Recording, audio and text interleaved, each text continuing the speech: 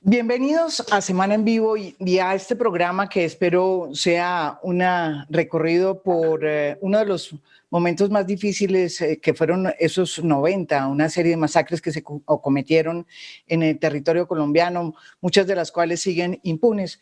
Pero el tema que hoy nos convoca es precisamente una denuncia que se presentó hoy por parte del exfiscal Eduardo Montealegre y por el ex vicefiscal Jorge Perdomo, contra Álvaro Uribe por delitos de lesa humanidad que se habrían cometido por omisión, además, en las masacres de La Granja y El Aro, que se sucedieron en 1999 y 1997. La masacre del Aro, para que ustedes se acuerden, mucha gente que nos ve no sabe qué fue lo que pasó en 1997 ni 1996, pero la masacre de la Granja murieron 5 personas y fue perpetrada también por las autodefensas de Urabá y Córdoba.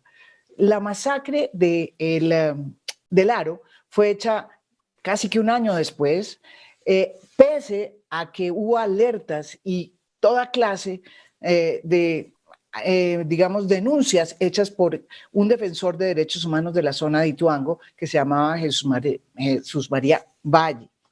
Jesús María Valle fue donde el gobernador de Antioquia, que era en ese momento Álvaro Uribe, y le dijo, mire, va a haber otra masacre, y lo que sucedió fue que nunca pasó nada, las medidas que se tomaron no fueron por lo menos las que se deberían haber tomado, es más, se levantó, según toda la historia que ya se conoce, que además fue parte pues de una decisión muy dura contra Colombia de la Corte Interamericana de Derechos Humanos, se levantó la protección que había por parte del ejército, de la policía, se fueron ellos y entraron 150 hombres, se quedaron 10 cerca de 12 días en la zona y fue una masacre constante durante todos esos días. Murieron cerca de 19 personas, pero sobre todo, y muchos de ellos torturados antes. El dueño digamos, de la almacén de abastos más importante del Aro, de esa región, de ese corregimiento del Aro, que se llamaba Carlos, si mal no estoy, se llamaba, no me acuerdo cómo se llama, pero se llamaba Areiza, Marco Aurelio Areiza, murió atado a un árbol, ¿sí? Como muchos otros, sin ojos y sin corazón. Durante 10 días no hubo nadie allá, nadie, ningún miembro del ejército, ningún miembro de la policía.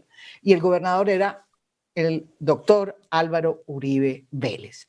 1.700 o 1.500 reses fueron robadas, la gente quedó en una situación muy lamentable, los que sobrevivieron, y hubo un desplazamiento de esa zona que hasta hoy la gente siente y duele y llora por sus muertos.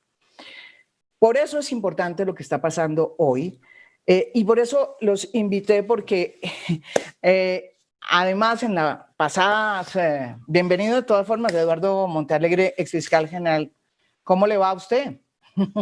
Muchas gracias, María Jimena, muy amable por la invitación. Me tocaba hacer aquí una introducción sobre lo que significa la masacre, porque es que la gente no entiende que las masacres producen muertos y que estos muertos pues fueron muy lamentables. También está Jorge Perdomo aquí, bienvenido, exfiscal, ex vicefiscal de la Nación. Bueno, ¿cómo le va a usted también? Están muy ocupados hoy. Un placer estar de nuevo aquí en tu programa. Bueno, yo la última vez que estuve con el doctor Montealegre, usted había dicho que iba precisamente a denunciar a Álvaro Uribe por un delito de lesa humanidad, por delitos de lesa humanidad, pero mucha gente pensó que no lo iba a hacer. Realmente pensamos que no lo iban a hacer. Y hoy lo hicieron.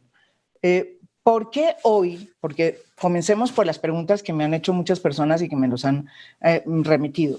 ¿Por qué hoy y no antes? Porque mucha gente dice, hombre, pero ¿qué es esto? ¿Oportunismo? ¿Qué es? En medio de todo este pleito que hay con el expresidente preso por delitos que supuestamente no tendrían nada que ver con la masacre del Aro, eventualmente. Ustedes dicen que no en su denuncia. Pero comencemos por esa pregunta. ¿Por qué ahora y por qué no antes? Y si eso tiene que ver con la denuncia que hizo en su momento Eduard Rodríguez, diciendo que todo esto tenía que ver con el hecho de que estaba detrás de todo esto el cartel de la toga, y que ustedes formaban parte del cartel de la toga. Entonces, en un momento dado, usted decidió decir, no, yo voy a salir, el doctor Eduardo Mantevera, a denunciar a Uribe y se fue por este lado. Eso es lo que dicen. Yo quisiera comenzar por esa pregunta, antes de entrar en toda la historia de esta masacre.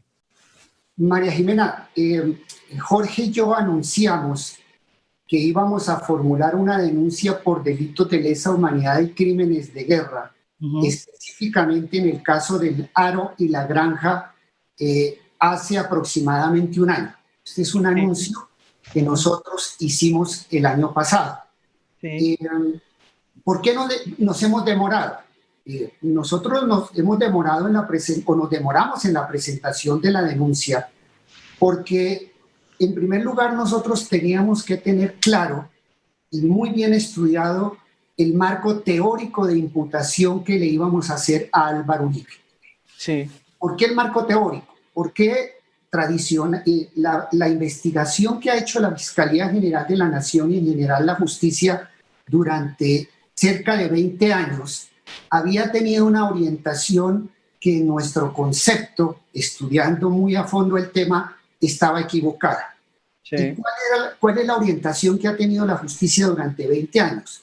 De tratar de establecer un vínculo activo entre Álvaro Uribe y las autodefensas, es decir, determinar o precisar probatoriamente si Álvaro Uribe colaboró activamente con las autodefensas para estas masacres, si determinó a estas masacres, si facilitó, si tuvo acuerdo con los paramilitares. Yo creo que, estudiando con Jorge el tema, llegamos a la conclusión de que ahí había un enfoque equivocado, que por ese camino las investigaciones no iban a conducir a ningún lado y que había que darle un nuevo enfoque.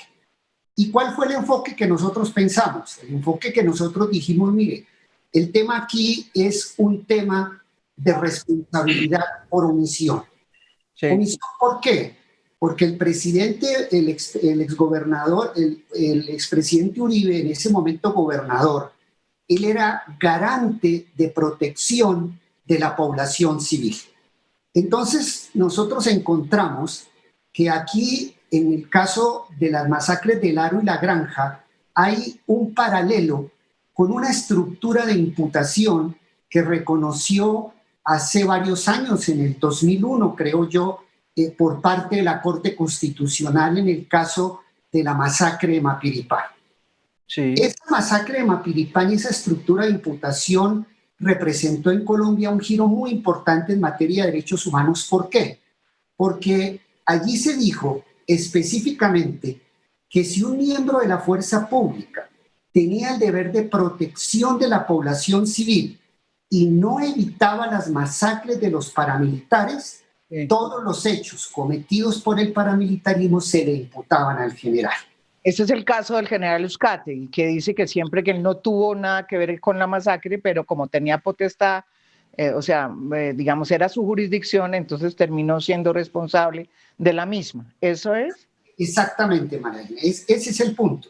Entonces, esa sentencia es una sentencia muy valiosa porque allí la Corte Constitucional por primera vez dijo, aquí no nos interesa establecer si hay un vínculo activo entre el general, en este caso era el general Uzcategui, y las autodefensas, los paramilitares que cometieron la masacre de Mapiripán. Aquí no nos interesa saber si él les dio armas, si les dio helicópteros, si abrió rutas, si les dio instrucciones. No.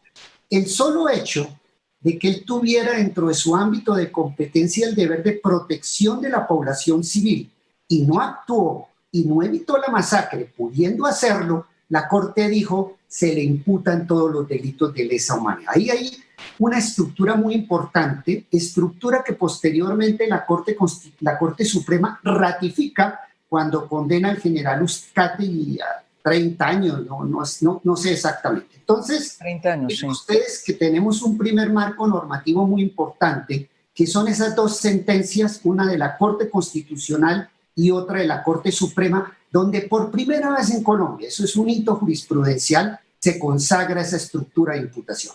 Pues bueno, esa estructura de imputación es igual a la de Álvaro Uribe, porque sí, Álvaro Uribe era gobernador de Antioquia, o sea, tenía el deber de protección de la población civil, conocía que se iba a conocer la masacre y no actuó. Entonces, a Álvaro Uribe no se le debe procesar por una simple omisión o un prevaricato o una uso de autoridad, sino que se le pueden imputar todos los delitos de lesa humanidad que se cometieron en el Aro, en la Granja. Entonces, con Jorge pensamos, mire, este tema está más mal orientado y la estructura de imputación tiene que ser esa.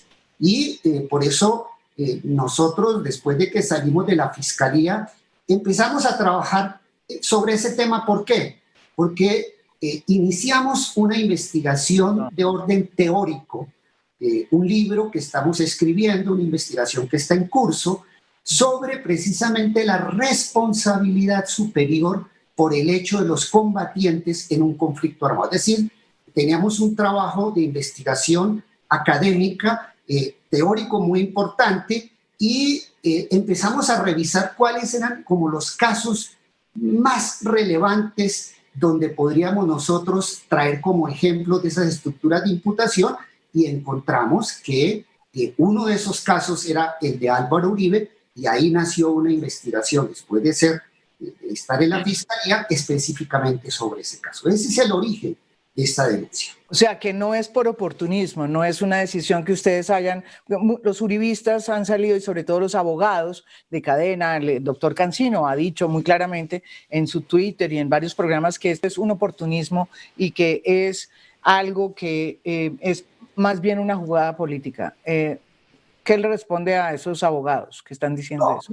Yo creo que ellos nunca dan argumentos, ellos nunca refutan desde el punto de vista teórico, desde el punto de vista probatorio, ellos no argumentan, no dan razones, no dan motivos, sino que el tipo de argumentación que ellos dan es simplemente la estigmatización, el insulto, el agravio personal. Si usted ve los abogados y lo que se ha dicho ahora, nadie ha dado argumentos para refutar un trabajo serio que ni siquiera conoce, que es la denuncia, sino que acuden a la estigmatización.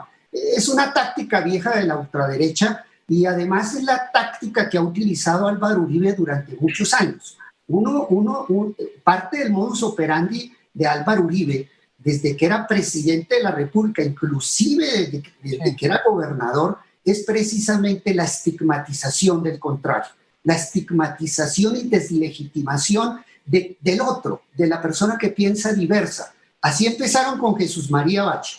A Jesús María Valle, en un contexto de violencia enorme, Álvaro Uribe, frente a las denuncias que hizo sobre la inminencia de las masacres, ¿qué hizo? Estigmatizarlo. Como existía una estigmatización desde lo demandó. Entonces, mire que en un contexto de violencia como el que acontecía en esa época, estamos hablando de la década de 1990, donde tenemos que existían más de 100.000 hombres armados entre paramilitarismo y la guerrilla. Y en ese contexto de violencia, Álvaro Uribe estigmatiza a Jesús María Valle. Es que, ¿eso qué implicó? Eso es como prender un fósforo en un pajar. Pues inmediatamente esa estigmatización se concretó posteriormente en el asesinato de Jesús María Valle. Porque ¿por qué matan a Jesús María Valle? ¿Por qué lo asesinan? Lo asesinan porque él había denunciado la connivencia entre el paramilitarismo y la fuerza pública, la connivencia entre miembros del gobierno de Álvaro Uribe en esa época y el paramilitarismo, entre miembros de la policía y el paramilitarismo, y lo asesinan cuando en ese contexto Álvaro Uribe prende el fósforo que después toman los grupos paramilitares y lo asesinan como consecuencia de las graves denuncias que él había hecho sobre el paramilitarismo en Antioquia. Y hay que decir que, haciendo una acotación al margen, que a Álvaro Uribe termina denunciándolo a él, a Jesús María Valle. O sea, él termina denunciado por Álvaro Uribe, ¿sí? Que es otra de las cosas más complicadas que le pasó a Jesús María Valle. Y valga decir que cuando la Corte Interamericana de Derechos Humanos decide condenar a Colombia, lo hace también por el asesinato de Jesús María Valle, y lo mismo la decisión de la Corte, Corte Suprema de Justicia, en el 2018, cuando declara delitos de lesa humanidad, la masacre de Laro y la masacre de La Granja, incluye el asesinato de Jesús María Valle, que es también digamos, un episodio dantesco, tristísimo y luctuoso de un defensor de derechos humanos que trató de decir y de que le pusieran bolas, pues, y para que no mataran a su gente, y terminó él mismo asesinado, y además mataron también a la persona al abogado, ¿no? A lo Guillermo Cano también, o sea, al abogado también terminaron matándolo.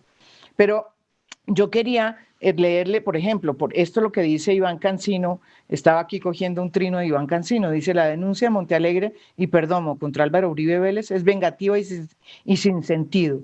La denuncia ya está desde hace más de 20 años, la honorable Corte ya conoció de ella. La pregunta es: ¿qué hicieron Batman y Robin cuando eran fiscal y vicefiscal para aclarar esto? Yo insisto, María Jimena, es que la política de ellos, reitero y retomo el tema de Uribe y de la ultraderecha a la cual pertenece Iván Cancino, es la deslegitimación de quien piensa contrario. Si lo hizo Álvaro, Uribe hizo esta misma táctica, la viene haciendo durante muchos años. Él a los defensores de derechos humanos no los reconoce como defensores de derechos y derechos fundamentales, sino que todo defensor de derechos fundamentales es un terrorista, es un amigo de las FARC, es un cómplice del terrorismo. Entonces, es la conversión, la generación de violencia. Es que a través de las palabras se puede hacer violencia. A través de las palabras no sirven solamente para describir el mundo, el lenguaje no sirve solamente para describir lo que hay en la naturaleza y en el mundo. Es que el lenguaje y las palabras pueden crear hechos,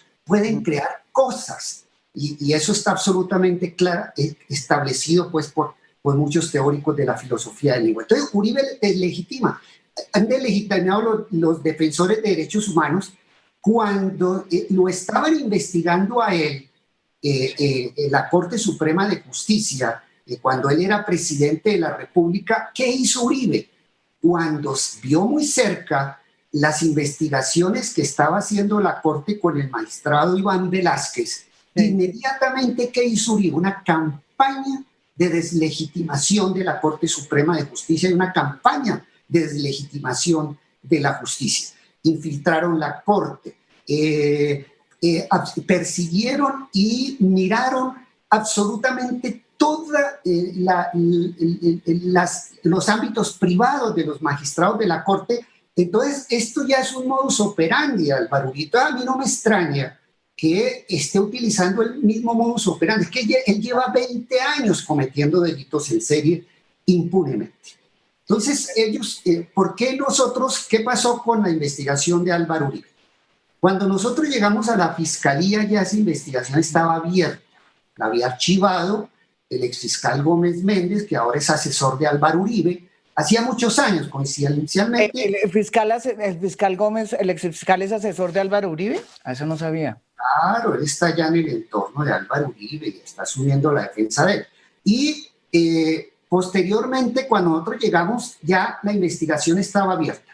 Pero ¿qué pasó con las investigaciones sobre derechos humanos cuando nosotros llegamos a la Fiscalía General? Y esto es muy bueno, muy importante que lo tenga en cuenta la opinión pública. Desde el mismo momento en que a mí me ternaron como fiscal general de la Nación, cuando yo hablé ante la Corte Suprema de Justicia le expuse a la Corte cuál era mi proyecto si me elegían fiscal, y parte de mi proyecto era que había que cambiar los modelos de investigación en materia de derechos humanos por parte de la Fiscalía General de la Nación. Específicamente, que había que aplicar las metodologías del sistema interamericano y de la Corte Penal Internacional, específicamente lo que se ha denominado la investigación en contexto. ¿Por qué la justicia había fracasado durante 20 años en la mayoría de investigaciones por violaciones masivas a los derechos humanos? Por el modelo de investigación. Porque era un modelo en el cual un mismo hecho en materia de derechos humanos, o sea, un hecho que debe considerarse no como hechos individuales, sino como un hecho total, Todo se había. se había fraccionado, estaba todo atomizado. Entonces, lo primero que hicimos nosotros fue asesorarnos muy bien de un grupo muy cualificado con asesores nacionales e internacionales para cambiar el modelo de investigación en la Fiscalía General de la Nación, y ese cambio de modelo a nosotros nos llevó casi 2 años instaurarlo. Cuando nosotros entonces cuando yo llegué a la Fiscalía, yo no quería repetir los errores de los 20 años de la justicia colombiana, sino cambié el modelo de investigación. Cuando cambié el modelo de investigación, entonces empecé a aplicar ese modelo a grandes casos. Pero en el caso del Aro, en el caso del Aro, ¿cuál fue? En el caso del Aro, lo que aconteció es que en el momento en que nosotros estábamos empezando a implementar el modelo, a Álvaro Uribe lo eligen senador de la República. Y entonces, como senador de la República, la Fiscalía perdió competencia. Yo envié inmediatamente, o semanas después, no me acuerdo, el caso a la Fiscalía. Es decir, yo perdí competencia. O sea, no es que haya existido una omisión de parte nuestra, que esto sea oportunismo, sino que nosotros, eso fue muy claro ante el país, con gran transparencia, cambiamos primero el modelo y lo empezamos a aplicar. ¿Y a quién le hemos aplicado ese modelo? Pues a alguno de los que le aplicamos ese modelo es al caballista Santiago Uribe Vélez.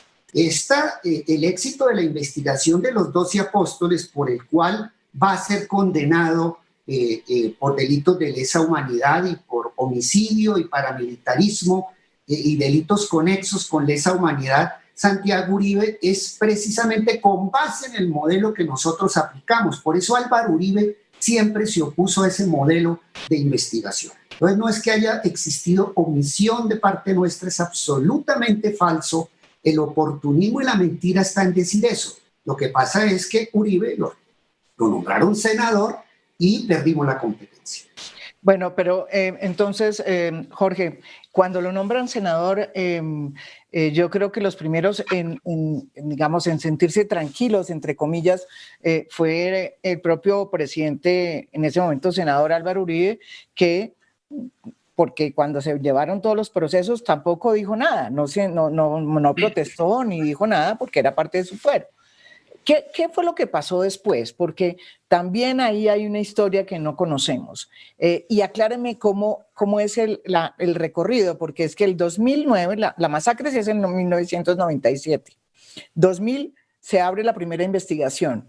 Se cierra por Alfonso Gómez Méndez. ¿Él mismo la cierra? No entiendo. ¿Él mismo la cierra? Sí, señora. ¿Por qué?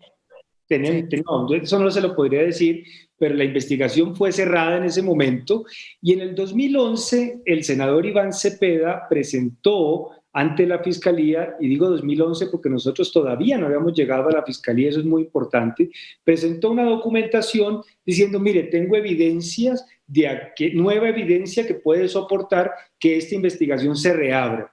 Y la investigación se reabre 2 meses antes de que el fiscal Montealegre llegara a la Fiscalía. Eso es muy importante porque, pues, como nosotros nos han vendido como los que hemos hecho durante todo nuestro trasegar por la Fiscalía, complot contra todo el mundo que se siente de alguna forma afectado por la justicia y dice que es complot, pues entonces les quiero contar que esa investigación no la abrimos nosotros, estaba abierta cuando nosotros llegamos. Durante esos 2 años, pues se empezó a impulsar esa investigación, como todas, como muchas, con la nueva metodología, con la metodología del contexto. Después, en 2014, esa investigación pasa a la Corte Suprema de Justicia, en ese momento a la Sala de Casación Penal, y llega al despacho que estaba regentando el exmagistrado Gustavo Mala. Y ahí estuvo la investigación hasta que llegó, lo que tengo entendido es esto, la nueva sala de instrucción con los nuevos magistrados que ahora están retomando todas esas investigaciones, que están impulsando muy juiciosamente todas las investigaciones, y por eso es que hemos conocido que todas las investigaciones se han estado moviendo e impulsando, incluso la de la masacre del Aro. Pero permítame, María Jimena, que me refiera a un aspecto muy importante. Usted preguntaba que si esto es oportunismo, que por qué nosotros estamos en esto. Yo creo que hay otros dos motivos que yo sí quisiera resaltar. Primero, esto también lo hacemos por convicción, es decir, no lo estamos haciendo solamente pues porque tuvimos conocimiento de una información importante, no, lo estamos haciendo por convicción porque cuando estuvimos en la Fiscalía vimos pasar el país por enfrente nuestro, pasar el conflicto, pasar todas esas aberraciones de la guerra y nos dimos cuenta a través de las investigaciones en contexto de todo lo que había pasado y que los colombianos, como hasta el día de hoy, muchos estábamos mirando hacia otro lado. Y la verdad, yo sí le quiero decir una cosa, María Jimena, yo no quiero defraudar a las miles de víctimas con las que yo tal vez tuve contacto durante mi paso por la Fiscalía. Víctimas de masacres que pedían justicia y siguen pidiendo justicia. Y yo quiero hacerle una reflexión, María Jimena. Hace 25 años fueron la masacre de El Aro y La Granja. Gobernaban Antioquia Álvaro Uribe Vélez. Hoy, 25 años después, seguimos teniendo las mismas masacres con los mismos entornos criminales de narcotráfico y siguen existiendo las víctimas y se encuentra el Partido Centro Democrático en el poder. Esa verdad, María Jimena, es una verdad que yo no entiendo por qué Colombia y los colombianos no la quieren ver. Yo creo que, como lo dijo una magistrada en una de las famosas sentencias de Justicia y Paz cuando habló del Aro y La Granja, dijo, es que esto es como estar dentro de una piscina uno y decir que uno no se ha mojado. Yo creo que ese es uno de los grandes desafíos que tiene Colombia para alcanzar la paz. Entonces es por convicción. Y también hay otro puntico que yo sí quiero rescatar, María Jimena. Es que en últimos acontecimientos, nosotros hemos terminado siendo víctimas de todo ese entorno delincuencial en el que se ha movido el expresidente, porque resulta que nosotros ahora parecemos como los que hemos montado complots judiciales. Así es, eso era lo que yo le quería decir, porque ustedes, y ya entrando en lo que es su denuncia, ustedes hablan de una cosa que es el complot para deslegitimar y sustituir a la Honorable Corte Suprema de Justicia. Ustedes dicen que, es más, le digo aquí, de manera reciente el presidente eterno, dicen ustedes, Álvaro Uribe Vélez, ha venido sosteniendo una teoría de la conspiración, según la cual su actual situación jurídica es consecuencia de una estrategia de la izquierda colombiana que tiene cooptada la Corte Suprema de Justicia, corporación que ha adelantado un procedimiento mafioso, como lo dijo en la entrevista. Más allá de su particular e insólita opinión, el denunciado no expone ninguna evidencia objetiva que respalda dicha teoría. Ustedes en la denuncia sostienen todo lo contrario. Es lo que dicen acá. Sí, María Jimena, nosotros lo que hemos venido advirtiendo es unos patrones de comportamiento delictual durante los últimos 20 años. Y uno de los patrones importantes es la deslegitimación de la justicia. Y yo quiero, María Jimena, leerle una declaración de Salvatore Mancuso que conocimos nosotros esta semana o la semana pasada a raíz que una muy valerosa magistrada de la Sala de Justicia y Paz del Tribunal de Bogotá, que tuvo que referirse a los temas de la libertad de Mancuso por todos estos temas de la extradición, se publicó en esa sentencia lo que él había dicho sobre colaboración ya y por qué entonces tenía derecho o no tenía derecho a esa libertad. Y Salvatore Mancuso dice, a mí me visitaba Santiago Uribe, José Obdulio Gaviria y me visitaban otros enviados del presidente Uribe y me visitaban para que me montara una empresa criminal para que tumbara la Corte Suprema de Justicia y que consiguiera pruebas porque ellos decían que se iba a montar una corte ad hoc y me pedían fotos del famoso viaje de los magistrados a Neiva, en concreto al doctor Yesir Ramírez. A eso se refiere Mancuso en su declaración de hace muchos años. Y hoy de nuevo estamos viendo el mismo discurso de ataque mafioso, como le dicen a la Corte Suprema de Justicia, el mismo ataque que están haciéndole a la justicia, y pues como nosotros de alguna forma estuvimos 4 años en la Fiscalía, pues a nosotros también nos meten en un contexto en el que dicen que hemos armado complots, y por eso también lo hacemos, porque nos están catalogando de víctimas, cuando la verdad los únicos que tienen que dar explicaciones de comportamientos irregulares son ellos. como lo hemos demostrado nosotros claramente con pruebas en nuestra denuncia. Lo que es interesante, no, lo que dicen también los uribistas y los abogados, que son los que han hablado, y el propio Álvaro Uribe ha dicho que esta corte es la corte del cartel de la toga, que es la corte que lo quiere tumbar, y que esa corte de alguna manera tiene relación con ustedes. Pero a eso voy, porque me parece muy curioso que eso lo descubrí en el llamamiento que hace la Corte Suprema de Justicia a Álvaro Uribe por la masacre de Aro, que dicen claramente qué pasó con ese proceso, y dicen que se quedó prácticamente estacionado en el pupitre del magistrado Gustavo Malo. ¿Quién era Gustavo Malo? Para que la gente que nos está escuchando, Gustavo Malo era una de las fichas, ¿sí?, de lo que se llamó el cartel de la toga. Era una ficha de Ricaurte, era una ficha, o sea, era una persona muy cuestionada, seriamente cuestionada, y es bastante curioso que haya quedado ahí dormido ese proceso bajo la anuencia del magistrado Gustavo Malo. ¿Qué dicen ustedes de toda esta cosa del cartel de la toga y todo esto que el propio presidente Álvaro Uribe, expresidente Álvaro Uribe, dijo en la entrevista, en varias de las entrevistas, dijo, no, esto es una cosa, esta es la misma corte del cartel de la toga.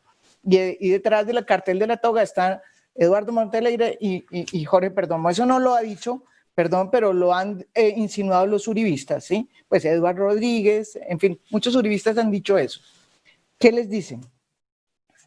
Es el mismo discurso que ellos manejaron cuando Álvaro Uribe era presidente. Cuando Álvaro Uribe era presidente y se estaba investigando la parapolítica, donde la Corte Suprema, yo creo que por primera vez en Colombia, a raíz de esas investigaciones, empezó a conformar y estructurar lo que se ha denominado la investigación en contexto, que implica tener patrones de comportamiento, análisis de estructuras criminales, no solamente limitarse al análisis de las estructuras, sino también al entorno político, económico y social que rodea esas estructuras. Esas investigaciones que se hizo por la Corte Suprema de Justicia, pues produjeron una gran revolución en Colombia. Lo que en ese momento hizo la Corte Suprema de Justicia, yo creo que es equivalente a lo que en su momento la justicia italiana llevó adelante y fue el proceso que se llamó el proceso de manos limpias, sí, donde prácticamente la gran revolución democrática y el gran fortalecimiento de la democracia en ese momento en Italia lo hicieron los jueces, lo hicieron los fiscales, que hicieron una ruptura entre la política y la mafia italiana. Ese mismo proceso de manos limpias, muy famoso en Italia, que revolucionó toda la política de ese país, algo similar empezó a hacer la Corte Suprema de Justicia. La Corte Suprema de Justicia empezó a demostrar y a comprobar ese vínculo entre la clase política colombiana y el paramilitarismo. Entonces, ¿qué sucede? Álvaro Uribe es producto de esa connivencia entre la clase política y el paramilitarismo, que es indudable que Álvaro Uribe es o fue la culminación del proyecto paramilitar en Colombia. Y esa unión de política y paramilitarismo la empezó a descubrir la Corte y con gran transparencia la expuso a la opinión pública. ¿Qué pasó? Que empezaron a salir las pruebas de las vinculaciones de Álvaro Uribe, de familiares de Álvaro Uribe con el paramilitarismo, y entonces inmediatamente empezó la política de deslegitimación de la Corte Suprema de Justicia por parte de Álvaro Uribe, y en ese momento no existía lo que se ha denominado el cartel de la toga. Sin embargo, a partir de unos incidentes desafortunados para la Corte, lo que pretendió decir Uribe es que la Corte, imagínese usted, tuvo el atrevimiento de decir que la Corte Suprema está infiltrada por el narcotráfico. Es que eso es mucho cinismo, cuando resulta que es que el origen del paramilitarismo en Colombia es una alianza entre narcotráfico y grandes terratenientes, y el que sí estaba vinculado con el narcotráfico, tenía vínculos con sectores del narcotráfico, pues es la familia Uribe Vélez. El padre de Uribe Vélez, eso es un secreto a voces, tenía relaciones comerciales con miembros del cartel de Medellín. ¿Con qué cara, qué gran cinismo el de Álvaro Uribe de tratar de decir en esa época que la corte estaba infiltrada con el narcotráfico, cuando el de las vinculaciones con el narcotráfico es él y su familia? Su padre, gran amigo del cartel de Medellín, con negocios comerciales con el cartel de Medellín, tenían un helicóptero. ¿Por qué un hacendado tiene helicóptero como lo hacen los mafiosos? Que terminó en Tranquilandia. Álvaro Uribe ha dicho que ese helicóptero no era de la familia cuando estaba en Tranquilandia. Falso. La transferencia a otra sociedad se produjo después de que había caído el helicóptero en esa operación. ¿A quién le vendieron la finca Guacharacas que está dando lugar a toda esta investigación del Soborno? Se la vendieron a una persona que está vinculado con el narcotráfico y paramilitarismo. Si miramos el entorno de Álvaro Uribe, su familia estaba ligada a clanes claramente del narcotráfico. Entonces, este señor, que sí tiene origen de vínculos con el narcotráfico y esa alianza de narcotráfico y hacendados, que fue lo que dio lugar al paramilitarismo en Colombia, tuvo el cinismo de decir en ese momento que la corte estaba infiltrada por el narcotráfico, por una invitación que hizo por allá un señor que nadie sabía que era un testaferro Giorgio Sales de Mancuso. Entonces, mire usted cómo en ese momento entonces montó la estrategia. Es una corte que está permeada por el narcotráfico. Imagínense el cinismo a que llegó Álvaro Uribe en ese momento. Entonces, él siempre ha tenido una campaña de deslegitimación y un discurso frente a la justicia.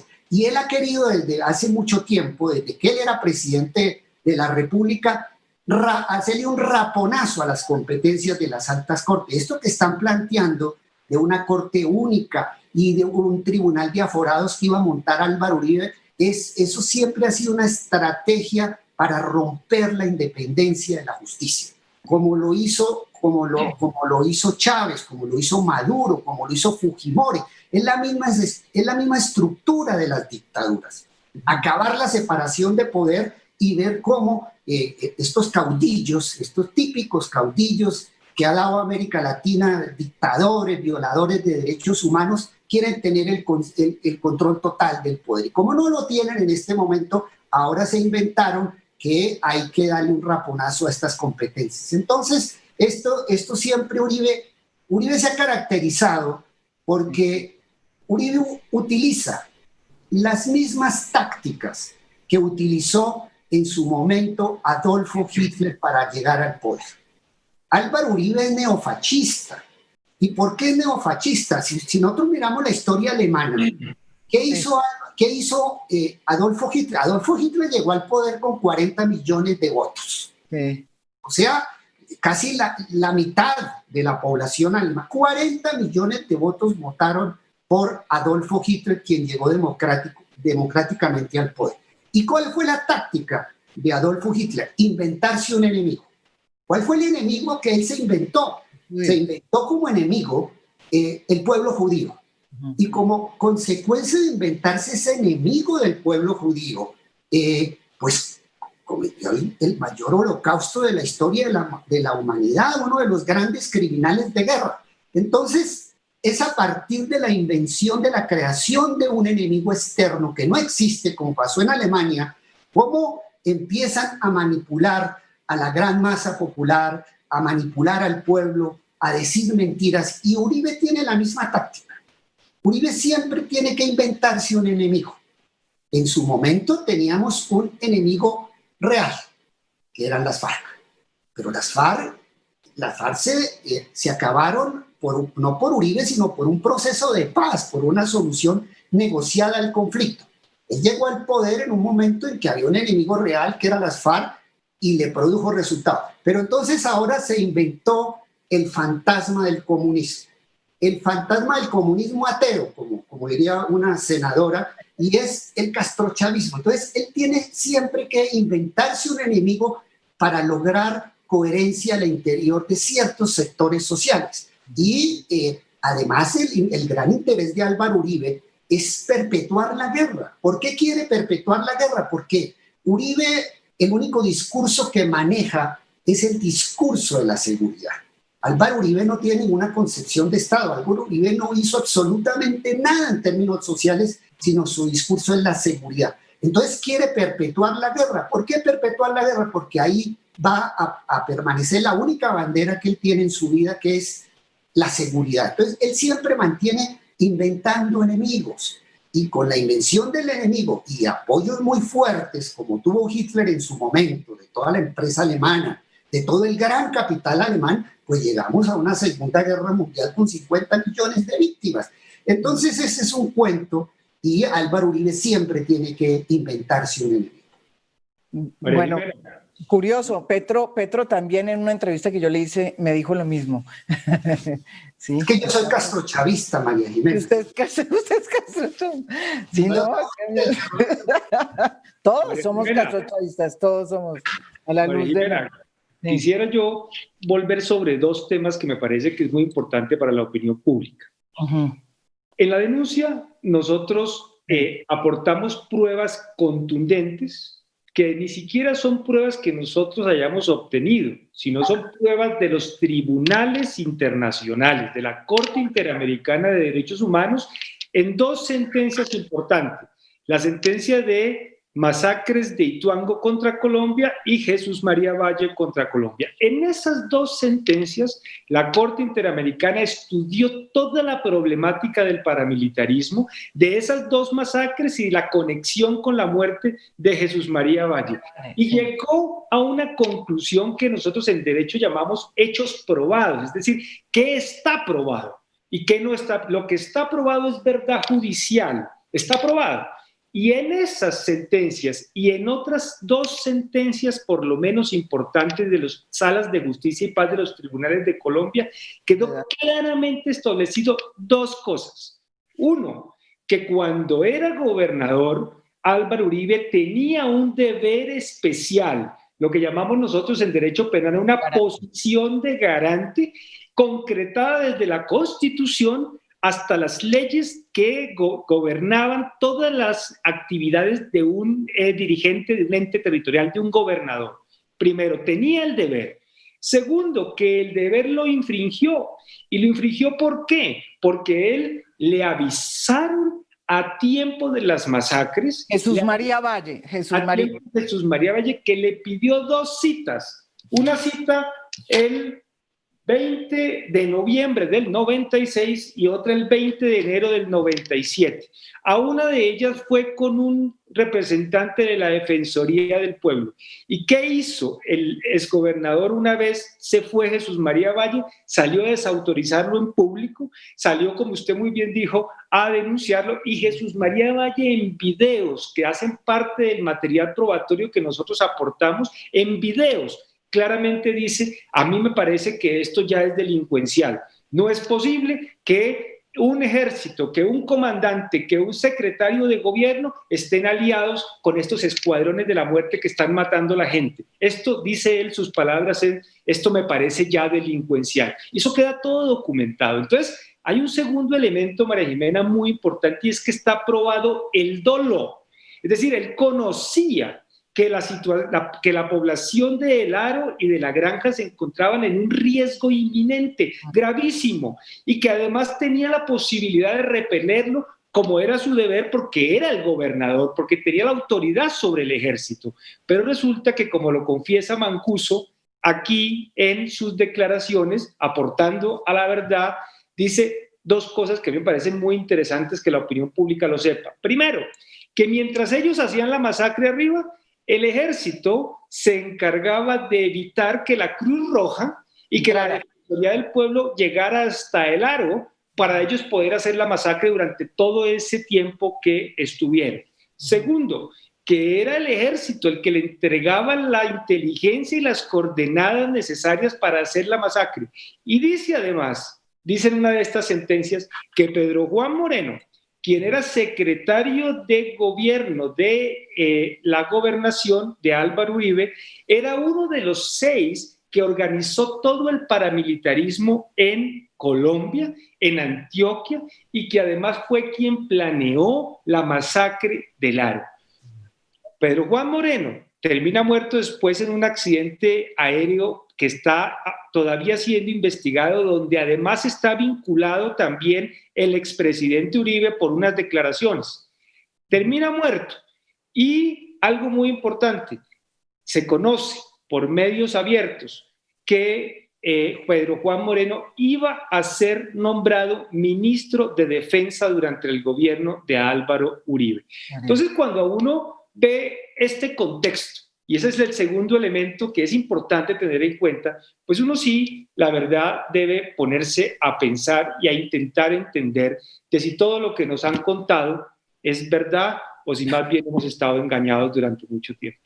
Pero ustedes tienen precisamente un capítulo muy preocupante que dice precisamente de las personas que ya no están y que formaban parte, digamos, de este proceso. Usted acaba de señalar uno que es Jesús María Valle. Otro que es Jesús María Valle, para la gente que no sabía, es el defensor de derechos humanos que denunció todo lo que iba a pasar frente al gobernador de entonces, que era Álvaro Uribe Vélez. Ellos hablaron, terminaron en una disputa complicada, terminó el denunciado por Álvaro Uribe y fue asesinado en 1998. Pero Pedro Juan Moreno, que usted acaba de decir, también murió en un aparatoso accidente de aviación que está en este momento siendo investigado. Usted dice que está vinculado el expresidente Álvaro Uribe, pero también el general Manosalva, o sea, es muy curioso, ¿no? Ese sí murió por causas naturales, pero el general Manosalva, que era el comandante de la cuarta, la cuarta división, perdón, del ejército en ese momento, hoy ya no está, hoy murió por causas naturales. También murió otra persona, ustedes dicen acá, estoy acordándome que solamente al leer la denuncia me acuerdo, y es una persona que trabajaba también en el sitio de donde despegó, o creo que en el aeropuerto, donde despegó el famoso helicóptero en el que murió Pedro Juan. Aparece asesinada y ella... Nancy Zapata se llamaba la señora. Nancy Entonces, Zapata. exacto, ustedes hacen una mención de muchos de los, digamos, de las personas que formaban parte del proceso que ya no están. ¿Por qué lo hacen? ¿Por qué señalan eso? ¿Hay una preocupación ahí o por qué? No, María Jimena, nosotros lo que quisimos fue plantear unos patrones que se han venido viendo durante los últimos 20 años que deben ser tenidos en cuenta por las autoridades dentro de esa investigación y análisis Villalba. de contexto. Villalba. Claro. Primero, que hay unas personas que pierden la vida después de hacer denuncias contra Álvaro Uribe. Personas como Francisco Villalba, que nosotros, a propósito de él, María Jimena, estamos planteando aquí es una responsabilidad por omisión. Sin embargo, este señor Villalba, que después murió, declaró, y eso es público, está en los medios, las redes, está, y además en la Comisión de Acusaciones de la Cámara, declaró la participación ya no omisiva, sino activa de los exgobernadores en esos hechos. Pero está esta señora Nancy Zapata, que fue muerta, asesinada en el hangar 70 del aeropuerto de Medellín. Esa señora trabajaba con la empresa de helicóptero en el cual murió Pedro Juan Moreno. Y esa señora, al parecer, y esa es la información que nosotros pudimos recopilar que está documentada en la denuncia, habría tenido información sobre que eso no había sido un accidente, sino que le habían quitado una parte a ese helicóptero. Y ella habría escuchado, que eso está planteado ahí también en la denuncia, que una conversación en la que se hablaba del conocimiento que de eso tenía Pedro Juan Moreno y Álvaro Uribe. Eso está plasmado en unas investigaciones periodísticas que nosotros hemos también transmitido a la Corte para que sea la Corte la que valore esa información. Pero además hemos identificado otros patrones. Por ejemplo, que muchas personas terminan delinquiendo, condenados, ¿no? Pero siempre eran personas subordinadas a Uribe que dicen que Uribe nunca sabía nada. Y entonces ahí les puedo pues dar una cantidad de nombres. Comenzando por Cadena.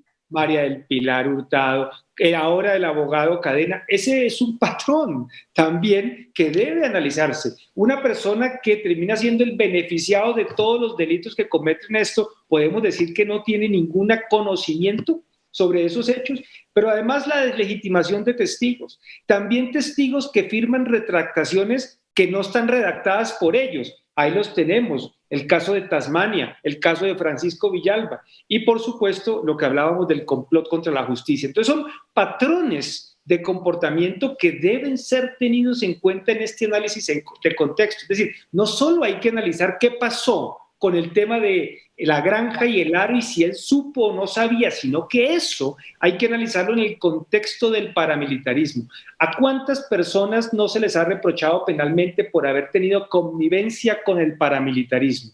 Y resulta que aquí estamos ante un exgobernador que fue el que originó, el que promovió la creación de las Convivir, que además después se dividieron en escuadrones de la muerte paramilitares. Ojo, yo me encontré por ahí un decretico interesante en el que se dice claramente que se está obligado a hacer seguimiento, o en ese momento se estaba obligado a hacer seguimiento al funcionamiento de las Convivir. ¿Y qué fue lo que pasó con las Convivir? Se volvieron todas foco y fuentes del paramilitarismo. La Convivir Papagayo, la Convivir El Cóndor, que funcionaba en la hacienda Guacharacas, por ejemplo, que era de propiedad de la familia Uribe. Entonces, son cosas que hay que analizar en conjunto y creo que ese es el gran desafío que tiene la Corte Suprema de Justicia.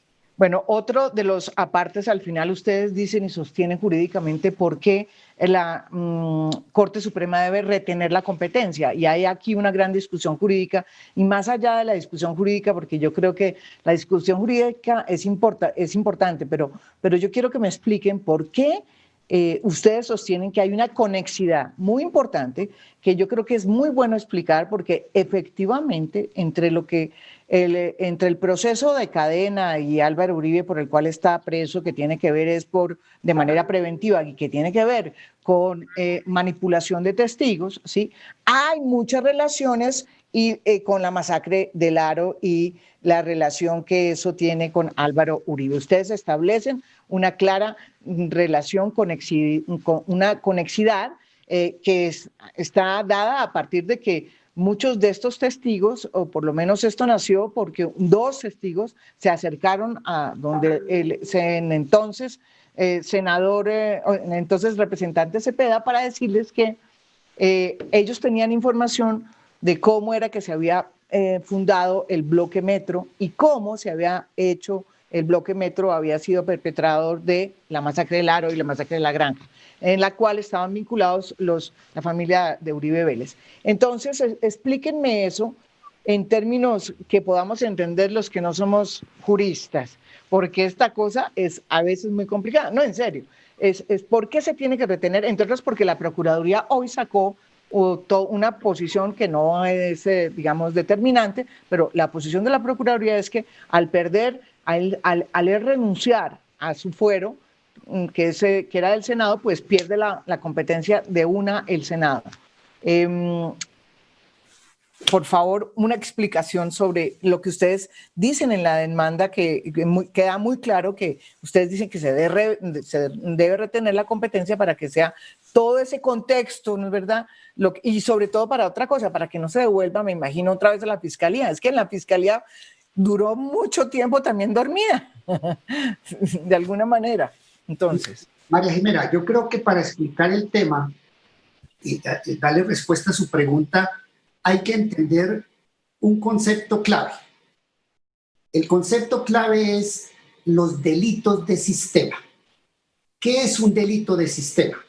Esta es una categoría que se ha trabajado relativamente reciente para explicar las violaciones masivas a gran escala.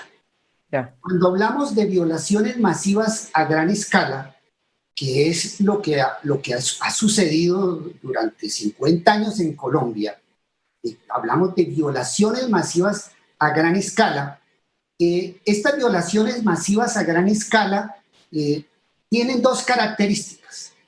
En primer lugar, que estas violaciones masivas a gran escala no son hechos cometidos individualmente por alguien, sino que son generalmente atribuidos a organizaciones.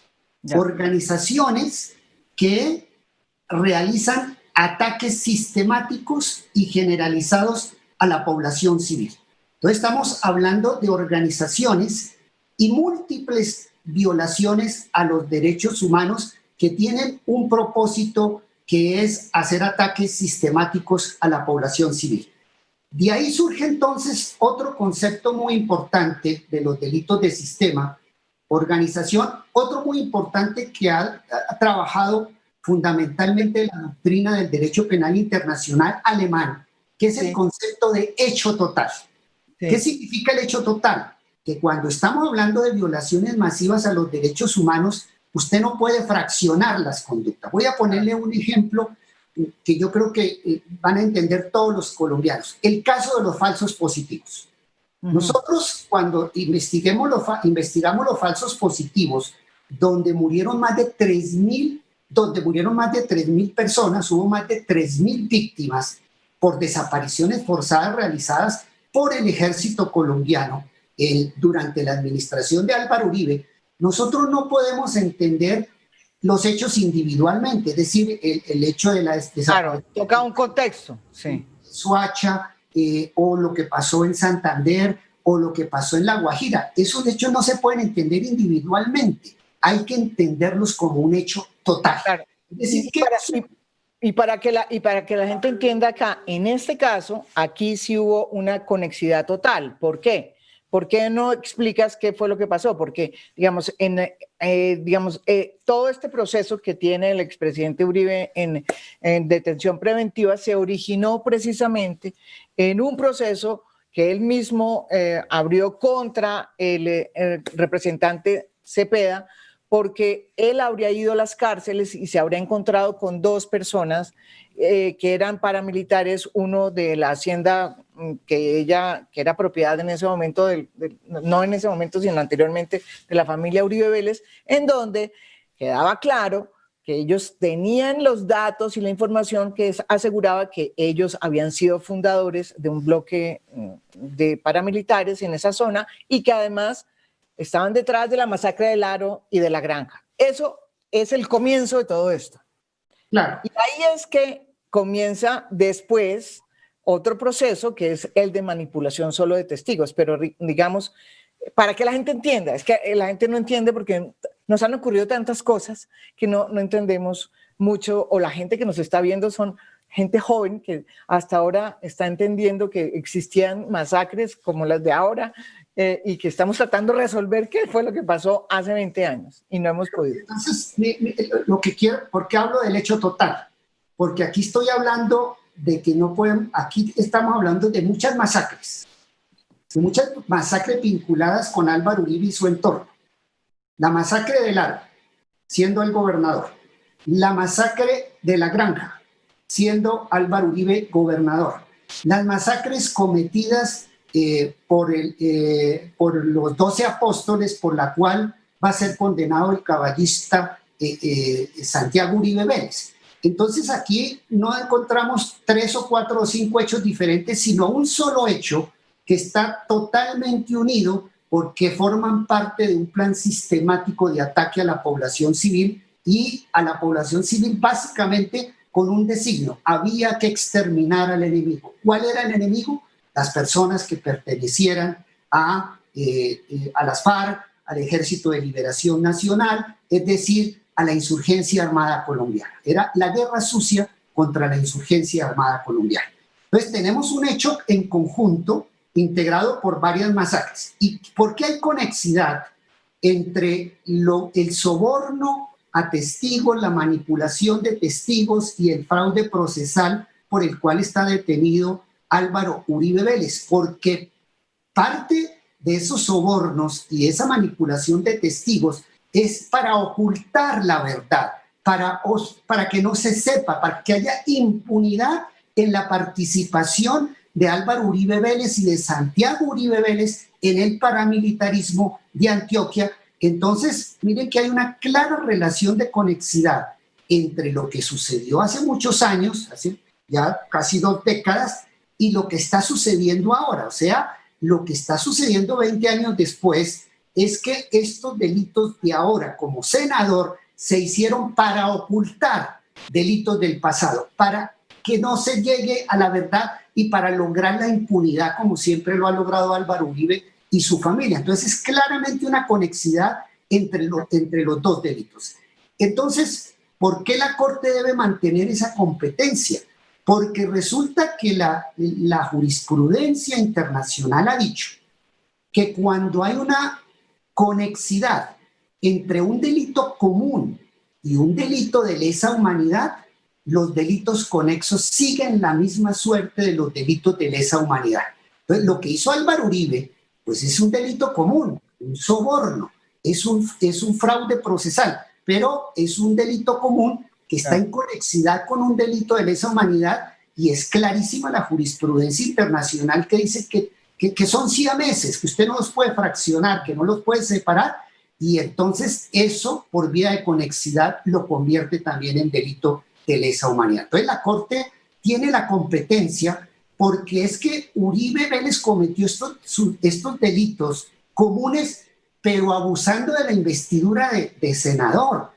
¿Cómo nace el proceso? ¿Por qué la relación entre Álvaro Uribe, por qué la relación entre la función de senador y la comisión de los delitos? Esto empieza por un debate de Iván Cepeda en el Congreso. ¿Contra quién? Contra Álvaro Uribe y contra el paramilitarismo en Colombia. O sea, era un senador haciéndole debate a otro senador por sus actuaciones del pasado. Primer elemento de por qué Uribe, por qué sí hay conexidad y por qué debe mantenerse la competencia. ¿Por qué? Surge de un debate. En segundo lugar, miren ustedes que se afirma que él utilizó su propia unidad de trabajo, de su propia unidad legislativa. Y en tercer lugar, miren la declaración de este señor que está detenido creo que es en La Picota, no me acuerdo exactamente el nombre, es un nombre raro, Hache, no, perdónenme que no lo recuerdo. ¿Cuál? El que trató de... Pardo Hash.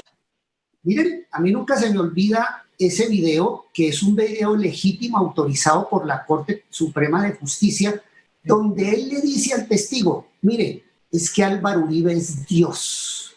Álvaro Uribe es Dios, o sea, está claramente que todo el entorno de Álvaro Uribe, sus abogados, no todos, en la defensa de Álvaro Uribe, porque en la defensa de Álvaro Uribe hay gente muy honesta, impecable éticamente, como por ejemplo Jaime Lombana, que es ajeno a todo este trasfondo de maniobras, pero ese entorno de abogados querían presentar el poder de Álvaro Uribe y era ofreciendo dádivas, era invocando la investidura de Álvaro Uribe como senador, el poder de Álvaro Uribe como senador, porque no solamente era ofrecimiento de dinero, ellos han hecho ofrecimientos de traslados de cárcel.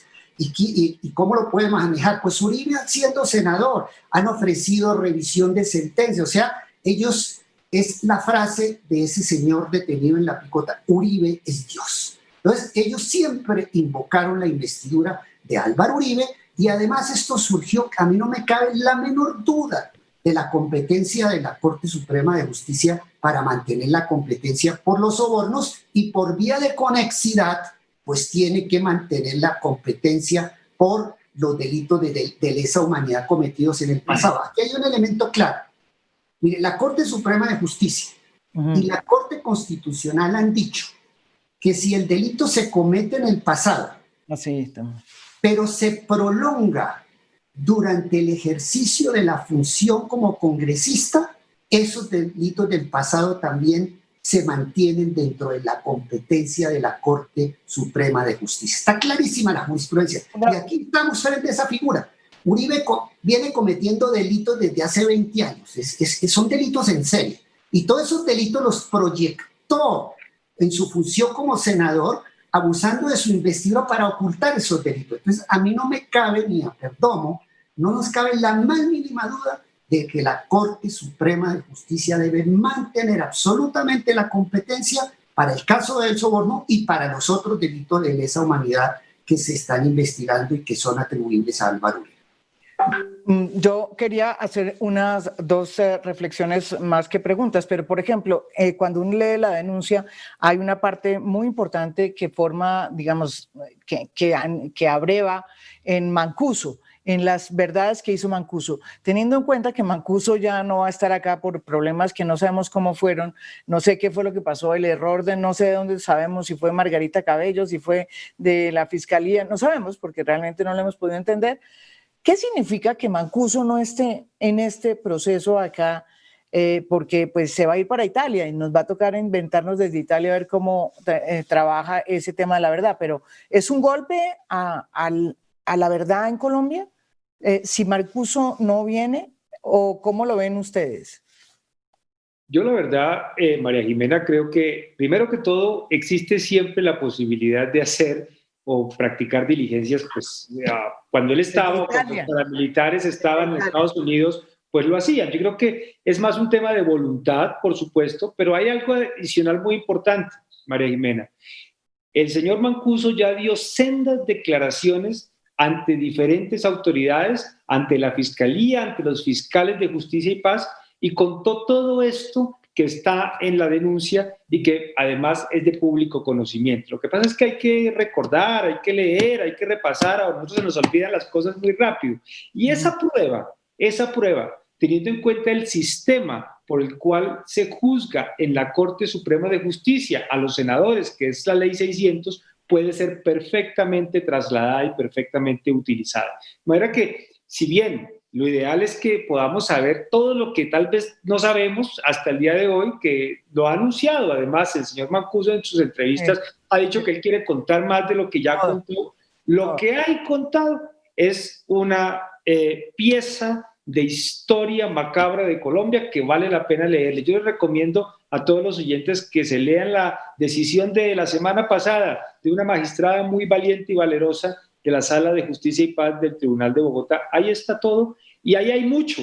Y en nuestra denuncia hay mucho de lo que en esas sentencias, que son todas públicas, se ha venido diciendo. No, es cierto, hay partes, hay partes incluso que yo no me acordaba y que son evidentes, por ejemplo, de Jesús María Valle, que dice claramente que Uribe sabía, que Álvaro Uribe sabía todo antes de que lo mataran, ¿no? Ese yo creo que es uno de los... Claro, él sale en un video después de la reunión y dice, no hay voluntad, no veo, esto es delictual, no nos paran bola, le hemos contado que están matando a la gente, que estas convivir se convirtieron en grupos de guerra y no nos están parando. Pero además, el secretario de gobierno es el encargado de organizar la masacre del Arco. Y después termina muerto en un helicóptero. Creo que el contexto está para nosotros muy claro, María. Bueno, ¿y ustedes qué creen que va a suceder con esta, con esta denuncia que hacen ustedes, con esta demanda, perdón? Con la demanda. Yo creo que los argumentos que presentamos en el día de hoy con Jorge Perdomo son argumentos muy serios. Nosotros no estamos utilizando el camino de la estigmatización, lo que hace la ultraderecha, de legitimación, de insultar, sino que está fundada en argumentos. Hay unos argumentos muy sólidos para mantener en la Corte Suprema de Justicia la competencia por por el soborno y por otros delitos de lesa humanidad. Porque aquí lo que han venido diciendo muy destacados juristas, lo que han venido haciendo es una interpretación literal de las normas. Dicen que como estos eran hechos cometidos antes, cuando él era gobernador, entonces no tienen relación con... Son interpretaciones literales de la Constitución, pero es que así no se interpreta la Constitución. La Constitución se interpreta teniendo en cuenta no normas individuales, sino todo el complejo de principios y valores de la Constitución.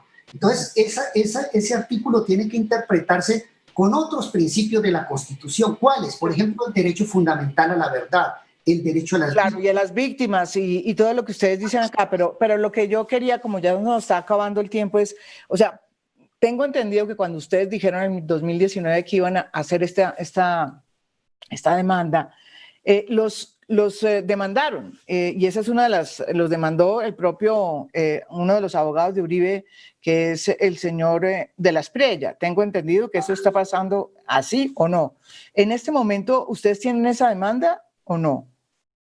hay una denuncia que colocó a través del abogado de la mafia, Abelardo de la Espriella, y pues yo sí estoy encantado de que la fiscalía me llame para aplicar lo que los penalistas llaman la exceptio veritatis, para mostrarle que aquí no hay injuria ni calumnia porque le voy a mostrar la verdad de todas las afirmaciones.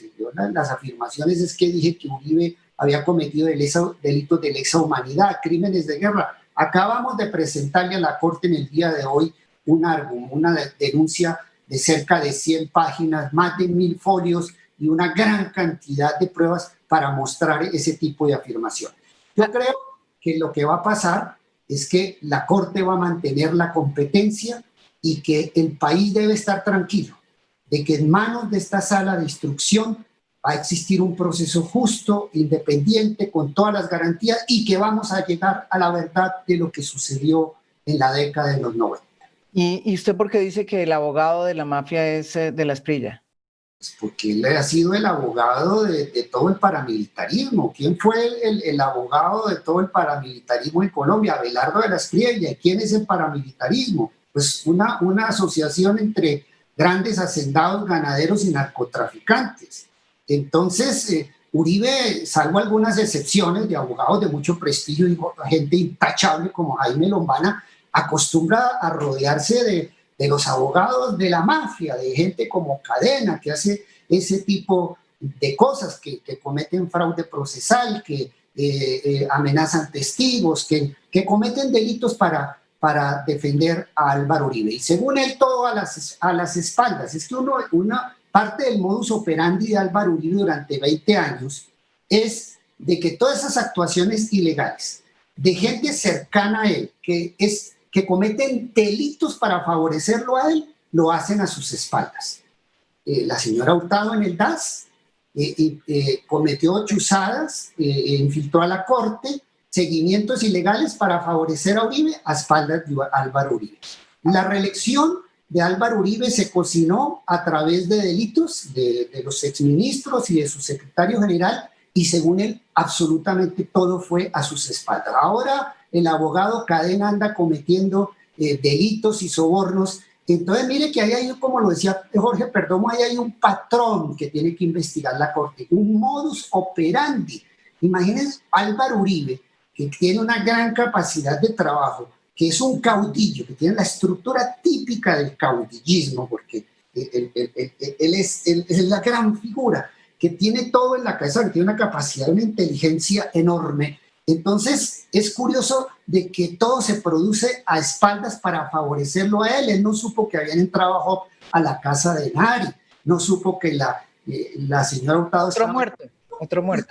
Ahí hay un patrón de comportamiento supremamente delicado. Y es que está comprobado, María Jimena, como por ejemplo en el caso de los 12 apóstoles, comprobado por la Fiscalía General de la Nación, de que hay un patrón de intimidación de testigos, de muerte de testigos, de violencia contra testigos, absolutamente probados, y de testigos, por ejemplo. En el caso del caballista Santiago Uribe, que expresamente dice cómo es que les prometían que esos casos por los 12 apóstoles no iban a avanzar porque iban a tener siempre el gran poder del Dios, como lo dice el señor de la Picota, obstaculizando la justicia e impidiendo que se haga justicia. Yo quería preguntarles, ustedes bien saben que Uribe tiene unos grandes defensores y que sus defensores son, como usted dice, en muchas ocasiones no son capaces de ver los grises y son muy, digamos, rudos en su manera de reaccionar cuando los tocan a ese Dios, precisamente porque así son los caudillos. ¿No les asusta a ustedes dos que esa furia se les devuelva a ustedes? Pues es que esa furia se va a desatar. Yo soy muy consciente, y yo creo que Jorge también, de las tormentas que se avecinan. Y ya en el día de hoy, por ejemplo, un comentarista al servicio de la ultraderecha colombiana en una prestigiosa emisora, específicamente, por ejemplo, en Caracol Radio.